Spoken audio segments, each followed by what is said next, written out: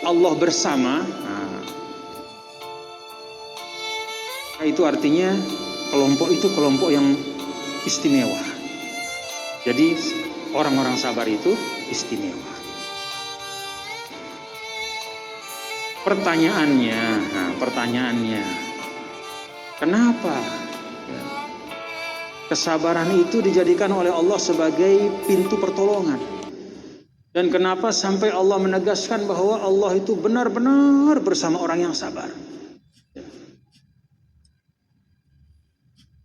Jawabannya adalah karena memang kesabaran itu sangat menentukan kualitas kita dalam kehidupan. Apa hakikat dari kesabaran itu? Kalau kata ulama nih, bapak-bapak dan saudara-saudara, yang namanya kesabaran itu adalah habsun nafsi, ya. Jadi menahan diri, ya, sesuai dengan ma yaqtadihil aqlu wasyar'u, sesuai dengan apa yang akal dan syariat minta kepada kita. Kesabaran itu hanya bisa terwujud kalau orang itu punya akal. Maka kalau Islam melarang kita, ya, bapak-bapak dan saudara-saudara, untuk melakukan hal-hal yang menghilangkan akal, maksudnya apa? Orang yang hilang akal tidak akan mungkin bisa sabar. Jadi dia harus sadar, ya. Dia bisa berpikir dengan baik.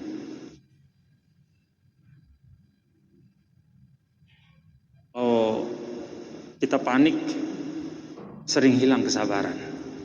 Ya, bapak-bapak, ya. Kita panik, sering hilang kesabaran. Kemudian wasyar'u, ya. Orang yang sabar itu selain akalnya harus ada, dia juga harus mengerti tentang tuntunan syariat. Tidak ada kesabaran yang sebenar-benar sabar kecuali seseorang itu mengerti tuntunan syariat.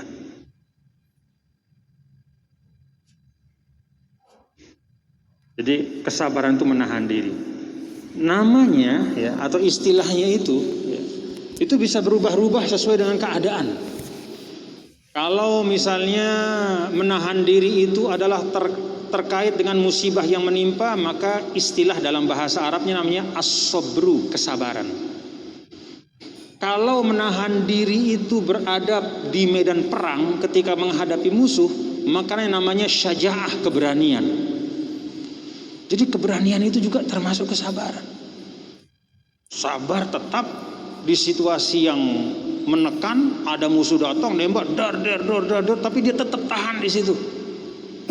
Itu namanya keberanian. Kesabaran pada saat, ya, pertempuran, itu istilahnya berani. Jadi sebenarnya keberanian itu kesabaran. Tidak ada orang yang berani bertahan di medan tempur kecuali kalau dia sabar. Kalau kurang-kurang sabarnya, kabur dia. Makanya ada istilahnya desersi.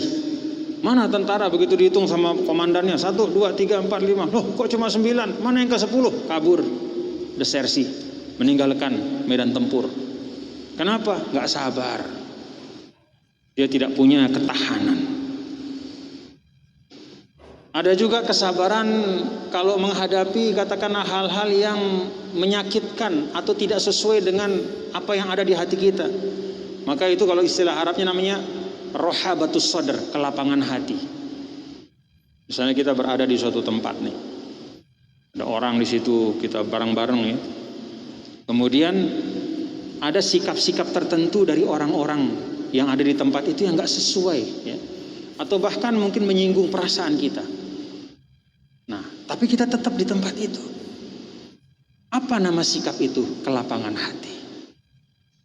Jadi kelapangan hati itu juga satu bentuk kesabaran.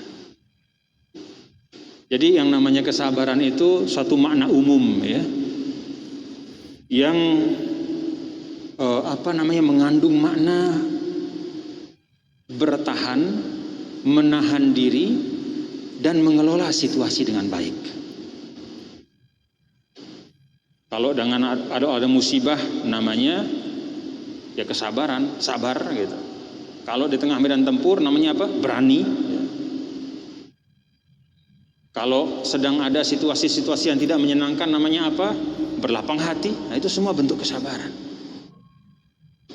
Nah, kalau kita pahami ini, bapak-bapak dan saudara-saudara, maka pantas kalau kemudian di dalam Al-Quran ini Allah Subhanahu wa Ta'ala menyebutkan bahwa sabar itu sangat penting, karena memang menyangkut seluruh keadaan kita.